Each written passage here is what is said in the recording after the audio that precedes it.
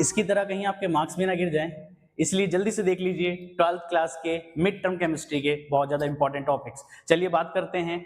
आपके mid term में 7 chapter आ रहे हैं। Solution, electrochemistry, chemical kinetics, d and f block, coordination compound, haloalkanes and haloarenes and alcohol, phenols and ether. तो बच्चों यहाँ पे हमने कुछ इंपॉर्टेंट टॉपिक लिखे हैं जो बहुत ही ज्यादा जरूरी है आपको मिड टर्म में स्कोर करने के लिए, ठीक है।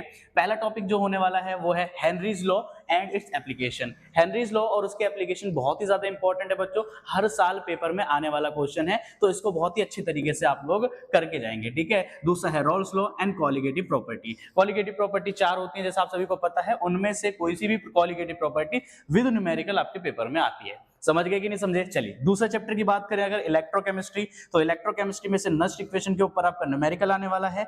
बैटरीज या कह लो सेल, इसके अंदर से आपका एक क्वेश्चन बनता है जो कि ज्यादातर फ्यूल सेल से हो सकता है और बाकी दूसरी सेल्स भी होती हैं जैसे लेक्लांसे सेल, ड्राई सेल जिसको भी कहते हैं, ऐसे इससे भी क्वेश्चन बन जाते हैं। फैराडेज के लॉज जो हैं, 2 लॉ हैं इलेक्ट्रोलाइसिस के, वो आपको अच्छी तरीके से पढ़ ले रहे हैं। मोलर कंडक्टिविटी से रिलेटेड 101% क्वेश्चन आपका आएगा, जिसके अंदर मोलर कंडक्टिविटी उसके ऊपर न्यूमेरिकल या फिर उसके जो भी फैक्टर्स उसको अफेक्ट करते हैं, जैसे डाइल्यूशन करने पे क्या होता है, कंसंट्रेशन करने पे क्या होता है, तो वहां से रिलेटेड एक क्वेश्चन आता है, आपको याद रखना है। और कोलेरॉज लॉ आने के चांसेस हैं, तो बच्चों इसको अच्छी तरीके से कर लीजिएगा। केमिकल काइनेटिक्स की अगर बात करें तो केमिकल काइनेटिक्स में क्या होता है बेटा, ऑर्डर ऑफ रिएक्शन, इससे रिलेटेड ये one of the most important topic है इस चैप्टर का।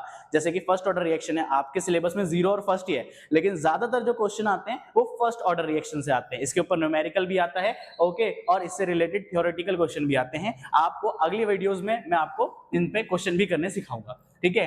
अर्हीनियस इक्वेशन, अर्हीनियस इक्वेशन है बेटा इस चैप्टर के अंदर एक, उससे रिलेटेड आपके क्वेश्चंस आ सकते हैं। फैक्टर अफेक्टिंग आरओआर, मतलब कि रेट ऑफ रिएक्शन को अफेक्ट करने वाले फैक्टर, कंसंट्रेशन, कैटलिस्ट, टेम्परेचर, इन सभी चीजों से क्वेश्चन बन जाता है। तो बच्चों अच्छी तरीके से इनको आपको पढ़ के जाना है। दूसरा है DNF block element. DNF block element एक छोटा सा चैप्टर है, अच्छा सा चैप्टर है, जिसके अंदर क्या है बेटा, प्रॉपर्टीज के बारे में आपको पढ़नी है, चाहे वो डी ब्लॉक की हो चाहे वो एफ ब्लॉक की हो। मेनली क्वेश्चन डी ब्लॉक की प्रॉपर्टीज से बनता है, जैसे कि कलर फॉर्मेशन, कलर कंपाउंड की formation, magnetic property, oxidation state, lanthanoid contraction, है ना, और ये प्रॉपर्टी इलेक्ट्रोड पोटेंशियल, और भी काफी सारी प्रॉपर्टी है। कुछ इंपॉर्टेंट प्रॉपर्टी मैंने आपके सामने लिख दी है। दूसरा जो क्वेश्चन बनता है वो KMnO4 और K2CrTO7 जो इंपॉर्टेंट कंपाउंड है डी ब्लॉक एलिमेंट के, इनकी रिएक्शन से, फिजिकल और केमिकल प्रॉपर्टीज से क्वेश्चन बनता है, तो इसको भी आपको अच्छी तरीके से पढ़ के जाना है। और हाँ, इनकी प्रिपरेशन से भी क्वेश्चन आ जाता है कई बार, तो अच्छी तरीके से पढ़ लीजिएगा।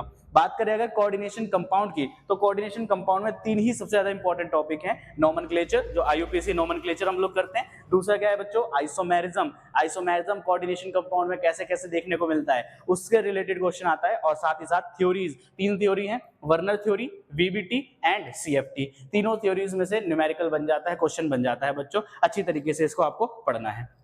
उसके बाद बात करें अगर ऑर्गेनिक केमिस्ट्री की, तो ऑर्गेनिक केमिस्ट्री में बच्चों नेमिंग रिएक्शन को बिल्कुल नहीं छोड़ना, चाहे वो आपका हेलो एल्केन हो चाहे हेलो एरीन हो, नेमिंग रिएक्शन आपकी आएंगी, ठीक है। अल्कोहल वाला हो, कोई भी चैप्टर है, नेमिंग रिएक्शन मोस्ट इंपॉर्टेंट है।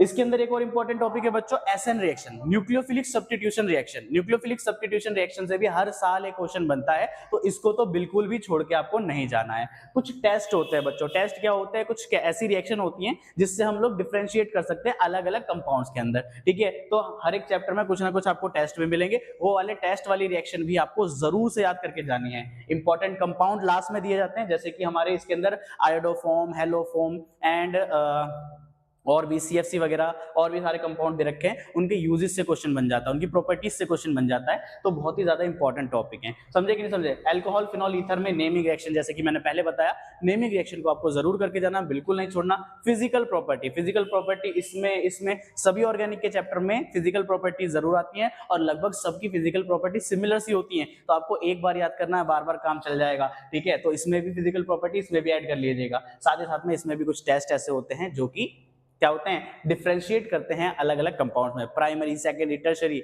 या अल्कोहल है कि फिनॉल है या ईथर है, इनमें डिफरेंशिएट करवा सकते हैं, ठीक है। तो आपको मैंने फटाफट से बता दिया है किसके बारे में, कुछ इंपॉर्टेंट टॉपिक्स के बारे में, तो फटाफट से चलिए स्क्रोलिंग बंद करिए और जल्दी से अपना पढ़ाई पे ध्यान दीजिए। चलिए।